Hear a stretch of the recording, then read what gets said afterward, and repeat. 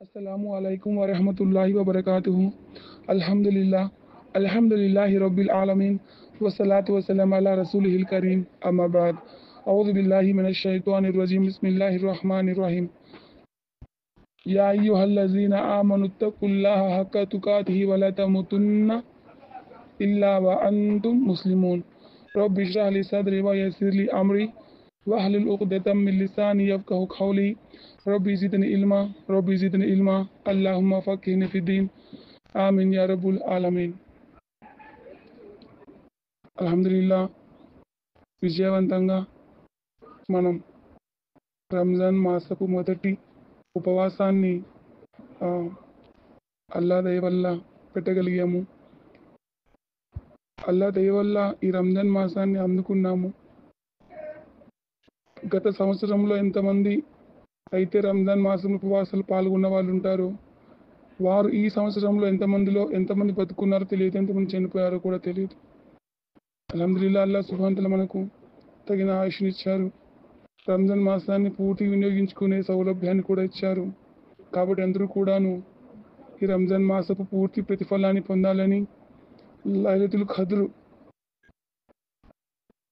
యొక్క విశిష్టతను కూడా మీరు పొందాలని, ఆ భాగ్యాన్ని కూడా పొందాలని నేను మనస్ఫూర్తిగా అల్లాతో దువా చేస్తూ, మన ఆరాధనలు స్వీకరించబడాలంటే ఏం చేయాలి అనే టాపిక్ మీద ఒక 10 నిమిషాలు ప్రసంగిస్తాను. దయచేసి అల్లా కోసం వినండి. మన ఆరాధనలు, మనం చేసే నమాజ్ అయినా కానివ్వండి, అల్లా కోసం చేస్తున్నాం, కానీ దువా కూడా చేస్తున్నాం కదా. మనకు కావాల్సిన అవసరాలు తీర్చాలి దేవుడా అని చెప్పి దువా చేస్తున్నాం కదా. మనం అల్లాతో చేస్తున్నాం కదా, చేస్తున్నామా లేదా? ఆ దువాలు స్వీకరించబడాలంటే ఏం చేయాలి? రంజాన్ నెల మొత్తం మనం దువాలు చేస్తూ ఉంటాం కదా. ఆ దువాలు స్వీకరించబడాలంటే ఉన్న షరతులు ఏమిటి? టుడే క్లాస్ మనం గ్రహిద్దాం ఇన్షాల్లా. రంజాన్ మాసపు విశిష్టతను నేను పెట్టాలనుకున్నాను, కానీ ఆల్రెడీ క్లాసెస్లో రంజాన్ మాసపు విశిష్టతను చెప్పి ఉన్నారు. సో కాబట్టి నేను దువాల యొక్క ప్రాముఖ్యత చెప్తాను ఇన్షాల్లా, గ్రహించండి. ఆరాధనలు స్వీకరించబడాలంటే 3 విషయాలు కావాలి. ఫస్ట్ ఆఫ్ ఆల్ ముఖ్యాంశాలు: 1 దైవంపై నమ్మకం, చిత్తశుద్ధి, దైవ ప్రవక్త సల్లల్లాహు అలైహి వసల్లం సూచించిన విధానం. దైవంపై నమ్మకం అంటే అల్లా సుబ్హానహు వ తఆలా 18వ సూరాలో 107వ ఆయతులో ఇలా సెలవిస్తున్నారు: అల్లాహ్ ఏకత్వాన్ని విశ్వసించి సత్కార్యాలు చేసిన వారికి ఆతిథ్యంగా ఫిర్దౌస్ స్వర్గపు వనాలున్నాయి. అంటే ముస్లిం బుఖారీ హదీస్ కూడా ఇలా చెప్తున్నారు. ఎలా అంటే అల్లాహ్ను విశ్వసించాను అని చెప్పి దాని మీద మనం ఏం చేయాలి? నిలకడగా ఉండాలి. అర్థమవుతుందా? ఈ అల్లా నేను నిన్నే విశ్వసిస్తున్నాను, సాయం కోసం నిన్ను మాత్రమే అర్థిస్తున్నాను అని చెప్పి దర్గాలకి, చర్చీలకి, బిద్దత్ విషయాలకి, బిద్దత్ కార్యాలకి అలా మీరు చేస్తూ ఉంటే అల్లాహు అక్బర్, అది ఎలా వీలవుతుంది చెప్పండి? దువా కబూల్ అవుతుందా చెప్పండి? ఇక్కడ ఫస్ట్ దైవంపై నమ్మకం ఉంచాలని చెప్తున్నారు, అది జాగ్రత్తగా గ్రహించండి. తర్వాత చిత్తశుద్ధి, అంటే మనం ఏ మంచి పని చేసినా కేవలం అల్లాహ్ ప్రసన్నత కోసమే చేయాలండి. ఇరుగు పొరుగు నువ్వు రోజా ఉండలేదా అని చెప్పేసి ఉండలేదేంట్రా అని చెప్పేసి అడుగుతారనో, లేకుంటే మన బంధువులు ఉంటున్నారు కదా తప్పకుండా మనం ఉండాలని చెప్పేసి ఒక గర్వానికి పోయి ఉండటము, అలా కాదు. అర్థమవుతుందా? నువ్వు దాన ధర్మాలు చేసినా ఒకరు చూసి అబ్బా వీడు దాన వీర సూర కన్నర బాబు అని చెప్పేసి అనాలను, అలా కాదు. నువ్వు పేద ప్రజలకు సహాయం చేస్తే అబ్బా వీడు చాలా పేద ప్రజలకు సహాయం చేస్తారా బాబు, వీడు చాలా మంచివాడు అని చెప్పేసి అనిపించుకోవడానికి కాదు. ఏ మంచి పని చేసినా అల్లాహ్ యొక్క ప్రసన్నత కోసమే చేయాలి, ఆయన సంతోషం కోసమే చేయాలి. పరుల మెప్పు కోసం అసలు చేయకూడదు, పేరు ప్రఖ్యాతుల కోసం అసలు చేయరాదు. అర్థమవుతుందా? దివ్య ఖురాన్ గ్రంథంలో 40వ సూరాలో 14వ ఆయతులు ఇలా ఆదేశిస్తున్నారు అల్లాహ్ సుబ్హానహు వ తఆలా: ప్రజలారా, అల్లాహ్ను మాత్రమే వేడుకోండి, మీ ధర్మాన్ని ఆయనకి ప్రత్యేకించుకోండి. అర్థమవుతుందా? మీ ధర్మాన్ని ఆయనకి ప్రత్యేకించుకోండి. అంతేకాదు ప్రవక్త గారు తెలిపారు ఇలా: ఎవరైతే చిత్తశుద్ధితో లా ఇలాహా ఇల్లల్లాహ్, అల్లా తప్ప ఆరాధనలకు అర్హుడు ఎవడు లేరు అని చెప్పేసి అంటాడు, అతను స్వర్గానికి వెళతాడు అని చెప్పేసి. ఇక్కడ లా ఇలాహా ఇల్లల్లాహ్ మరియు మొహమ్మద్ రసూలుల్లాహ్ కూడా ప్రవక్తగా అంగీకరించాలి, అల్లాను వేడుకోవాలి. అర్థమవుతుందా? ఇంకొకటి మూడవది దైవ ప్రవక్త సల్లల్లాహు అలైహి వసల్లం సూచించిన సున్నత్ విధానం. అంటే ప్రవక్త గారు మనకి ఎలా అయితే బోధించారో ఆ పద్ధతి ప్రకారమే మనము నడవాలి. ఆయన సన్నిధిలో ఆయన ప్రవక్త విధానం మాత్రం మనం అంగీకరించబడుతుంది కాబట్టి అలాగే ఉంచేయాలి. ఆయన మనకు ఐడియల్. ఆయనకు విరుద్ధమైన ఏ పని కూడా అంగీకరించబడదు, అది బిదాత్ అవుతుంది. ఇక్కడ అల్లా సుబ్హానహు తఆలా 59వ సూర 7వ సూక్తిలో ఇలా తెలియజేస్తున్నారు, దైవప్రవక్త మీకు ఇచ్చిన దాన్ని తీసుకోండి, ఆయన మిమ్మల్ని నిషేధించిన దాని జోలికి పోకండి. అర్థమవుతుందా? ముస్లిం హదీస్లో ఇలా తెలుపుతున్నారు, మా ఆదేశాలకు అనుగుణంగా లేని పనులు త్రోసిపుచ్చబడతాయి, అవి బిద్దత్ కార్యాలుగా చేయబడతాయి. ఇలా ఫస్ట్ ఆఫ్ ఆల్ మనకేముండాలి? దైవంపై నమ్మకం ఉండాలి, చిత్తశుద్ధి ఉండాలి, మన ప్రవక్త గారి సున్నత్ పద్ధతిని అవలంబించాలి. అది ఫస్ట్ ఇంపార్టెన్స్ అనమాట. ఆ తర్వాత మనం దువాలు ఎలా చేయాలి, ఓకేనా? దువాలు ఎలా చేయాలి ఇప్పుడు చూద్దాం. దువా అనేది ఒక దివ్య ఔషధం అండి. ఇప్పుడు వ్యాధులు రోగాలు వస్తే మందులు వాడతాం కదా, మన జీవితంలో కూడా కష్టాలు బాధలు వస్తే అందుకు అల్లా మనకు ప్రసాదించిన అద్భుతమైన ఔషధం ఉందే, అది దువా. ప్రార్థన చేసుకోవాలన్నమాట. ఆ దువా ఎలా చేయాలి, మనం ఎలా చేస్తే స్వీకరించబడుతుంది, అది ఈరోజు చూద్దాం ఇన్షాల్లా. మొదటగా మన దువాలు ఆమోదించబడే వేళలు ఏంటో తెలుసుకుందాం. దాసుల ప్రార్థనలను అల్లా వెళ్ళవేళ స్వీకరిస్తూనే ఉంటాడు. అయితే కొన్ని ప్రత్యేక ఘడియల్లో ఆ ప్రార్థనలు మరింత త్వరగా స్వీకరించబడడానికి అవకాశం ఉంటుందన్నమాట. అలా మనిషి చెందే పశ్చాత్తాపం రేయింబవల్లో ఎప్పుడైనా స్వీకరించబడుతుంది. ఒక తప్పు చేసావు, తోబా చేసుకున్నావు, పశ్చాత్తాపడుతున్నావు, అది ఎల్లవెల్ల స్వీకరించబడుతుంది అనమాట. అజాను ఇకామతుల మధ్య ప్రార్థన అంటే దువా స్వీకరించబడుతుంది. అజాన్ తర్వాత చేయబడే ప్రార్థన స్వీకరించబడుతుంది. నమాజ్కు సారథ్యం వహిస్తున్న వ్యక్తి ఇమాము సూర ఫాతిహ పారాయణం చివర్లో వలద్వాలీన్ అన్నప్పుడు దువా స్వీకరించబడుతుంది. మరియు అల్లాహ్ సన్నిధిలో మోకరిల్లి ఉన్న స్థితిలో చేసే ప్రార్థన కూడా స్వీకరించబడుతుంది. నమాజ్లోని చివరి తషహుద్లోని దరుద్ తర్వాత చేయబడే ప్రార్థన త్వరగా స్వీకరించబడుతుంది.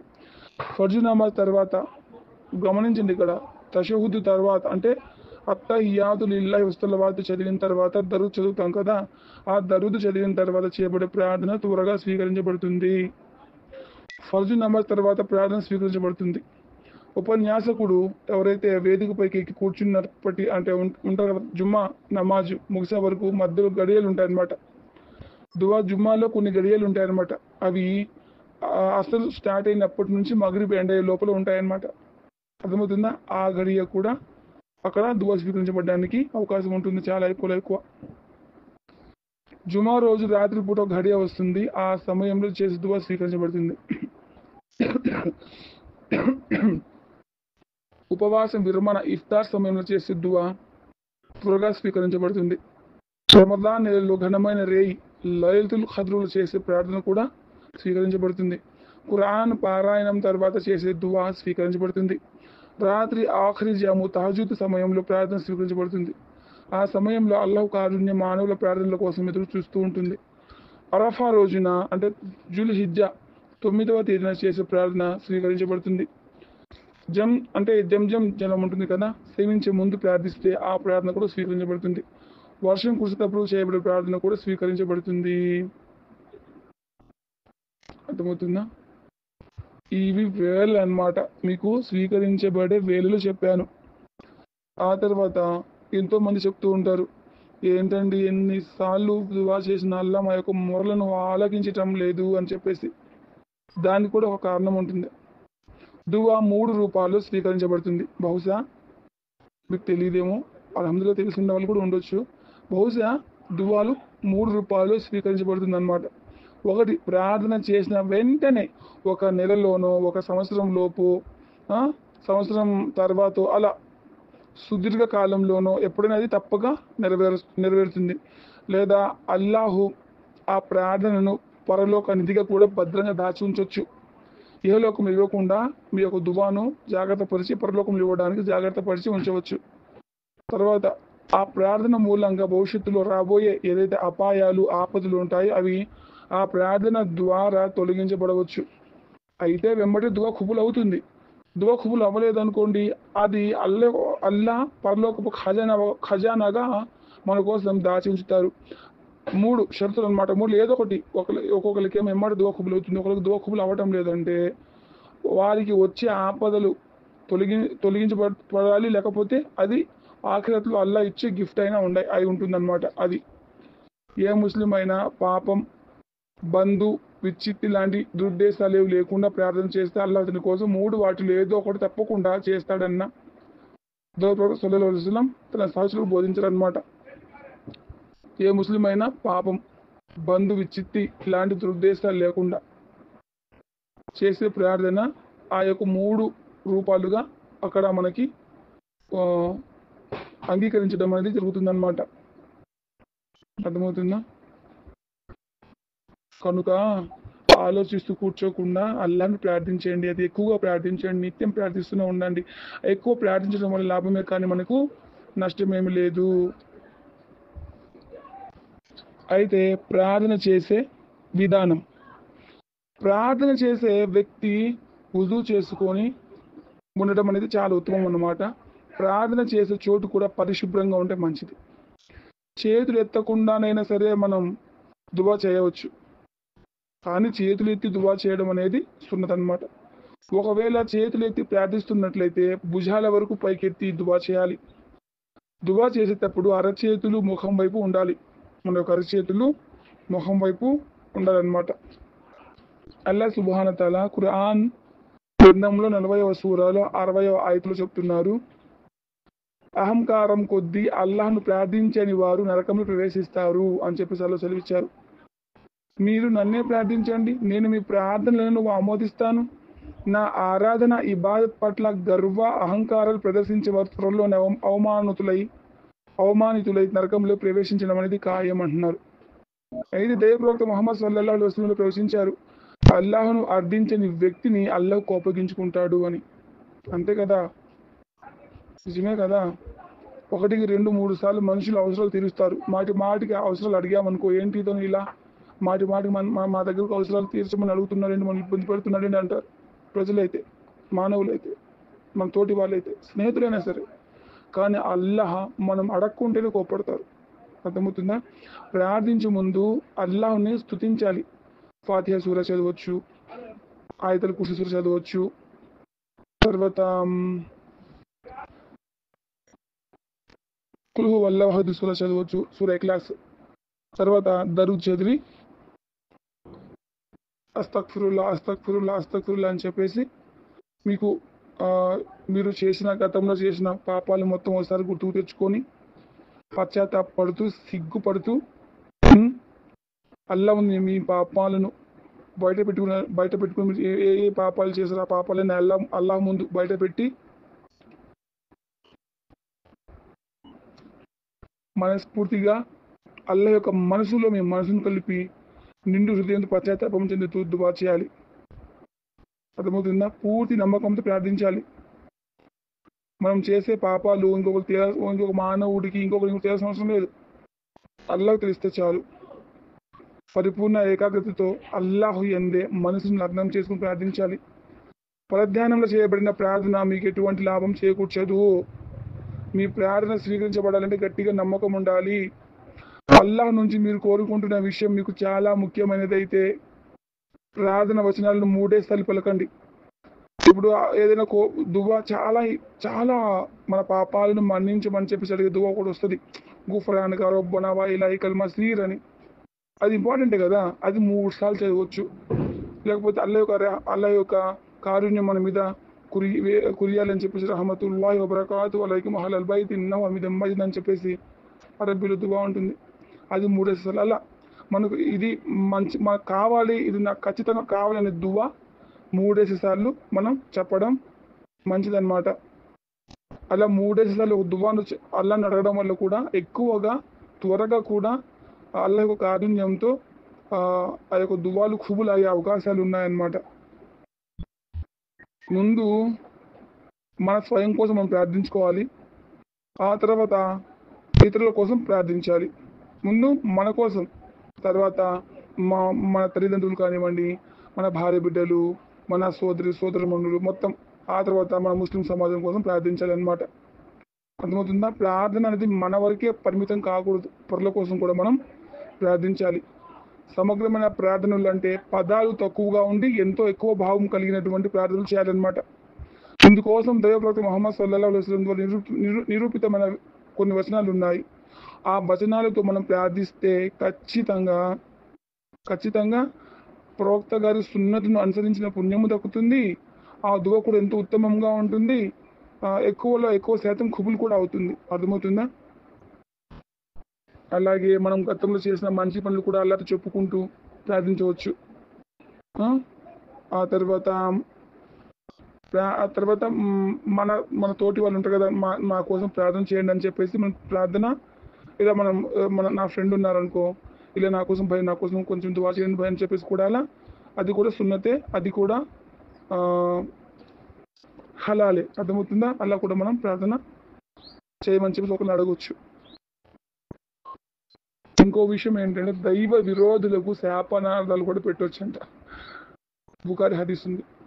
ఈ శాపనార్థాలు ఇప్పుడు గురించి ఎందుకులే కానీ అల్హమ్దులిల్లాహ్ అల్లాహ్ యొక్క కారుణ్యం మనకు పొందాలి. కాబట్టి విధి రాతను సైతం మార్చగలిగేది ఒక దువా ఒకటే. గాల్లో దీపం పెట్టి ఇక దేవుడా నువ్వేనయ్యా నాకు దిక్కు అంటే ఏమవుతుంది? అది ఆరిపోతుంది. అర్థమవుతుందా? కొంచెం మన కృషి కూడా ఉండాలి, అలాగే దైవ కారుణ్యం కూడా మనకు తోడుగా ఉండాలి. అయితే ప్రార్థనలో ఈ వచనాలు ఉపయోగిస్తూ మనం ప్రార్థన చేస్తే అల్హమ్దులిల్లాహ్ త్వరగా మనకు ప్రార్థన స్వీకరించబడుతుంది. అది కూడా ప్రవక్త గారి సున్నతు. ఓకేనా? చెప్తున్నాను, రాసుకోండి. అల్లాహుమ్మ ఇన్ని అస్అలుక బి అన్నక అంతల్లాహు లా ఇలాహ ఇల్లా అంతల్ అహదుస్ సమదుల్లజీ లం యలిద్ వలం యూలద్ వలం యకుల్ లహు కుఫువన్ అహద్. మీకు ఎవరికైనా సరే దువా కావాలంటే గ్రూప్లో మెసేజ్ పెట్టండి. నేను ఆ దువా అనేది నేను స్క్రీన్ షాట్ తీసి మీకు పంపిస్తాను. ఇంకొక పదాన్ని కూడా మనం వాడవచ్చు. లా ఇలాహ ఇల్లా అంత సుబ్హానక ఇన్ని కుంతు మినజ్జాలిమీన్. ఇది ఇంకోటి కూడా పదాలు ఉన్నాయి చూడండి. లా ఇలాహ ఇల్లల్లాహు వహదహు లా షరీక లహు లహుల్ ముల్కు వలహుల్ హమ్దు వహువ అలా కుల్లి షైఇన్ ఖదీర్ వ సుబ్హానల్లాహి వల్హమ్దులిల్లాహి వలా ఇలాహ ఇల్లల్లాహు వల్లాహు అక్బర్ వలా హౌల వలా ఖువత ఇల్లా బిల్లాహ్. అర్థమవుతుందా? ఇంకొకటి ఏంటంటే యా జల్ జలాలి వల్ ఇక్రామ్ యా హయ్యు యా కయ్యూమ్. ఇలా పదాలను మనం ఉపయోగిస్తూ మనం దువా చేయాలన్నమాట.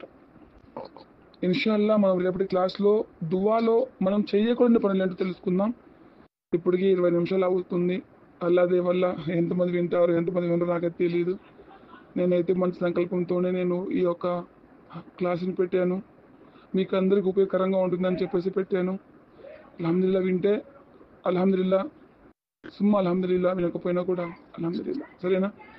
అది విషయం అల్లాహ్ సుబ్హానహు వ తఆలా నా యొక్క సేవను స్వీకరించుగాక. ఆమీన్ యా రబ్బుల్ ఆలమీన్. ఈ యొక్క ఇహలోకంలోను పరలోకంలో మనకు ఒక మంచి జీవితాన్ని ప్రసాదించుగాక. ఆమీన్ యా రబ్బుల్ ఆలమీన్. నరకం నుంచి మనల్ని కాపాడుగాక. జన్నతుల్ ఫిర్దౌస్ వనాలకు మనల్ని పారసులు చేయుగాక. ఆమీన్ యా రబ్బుల్ ఆలమీన్. తెలిసి తెలియక చేసిన పాపాలు, ఆశకు పోయి చేసిన పాపాలు అన్నీను, ఇప్పటి వరకు చేసిన అన్ని పాపాలను అల్లాహ్ సుబ్హానహు వ తఆలా నావి మీవన్నిటిని క్షమించుగాక. ఆమీన్ యా రబ్బుల్ ఆలమీన్. పూర్తి రంజాన్ యొక్క మాసపు నెల యొక్క పూర్తి ప్రతిఫలాన్ని, లైలతుల్ ఖద్ర్ యొక్క గొప్పతనాన్ని మనం పొందే అవకాశాన్ని అల్లాహ్ సుబ్హానహు వ తఆలా మనందరికీ ప్రసాదించుగాక. ఆమీన్ యా రబ్బుల్ ఆలమీన్. రబ్బనా తఖబ్బల్ మిన్నా ఇన్నక అంత సమీఉల్ అలీం. గుఫ్రానక రబ్బనా వ ఇలైకల్ మసీర్. సుబ్హాన రబ్బిక ఇజ్జతి అమ్మా యసిఫూన్ వ సలామున్ అలల్ ముర్సలీన్ వల్హమ్దులిల్లాహి రబ్బిల్ ఆలమీన్. సుబ్హానల్లాహి వ బిహమ్దిహి సుబ్హానకల్లాహుమ్మ వ బిహమ్దిక అష్హదు అన్ లా ఇలాహ ఇల్లా అంత అస్తగ్ఫిరుక వ అతూబు ఇలైక్.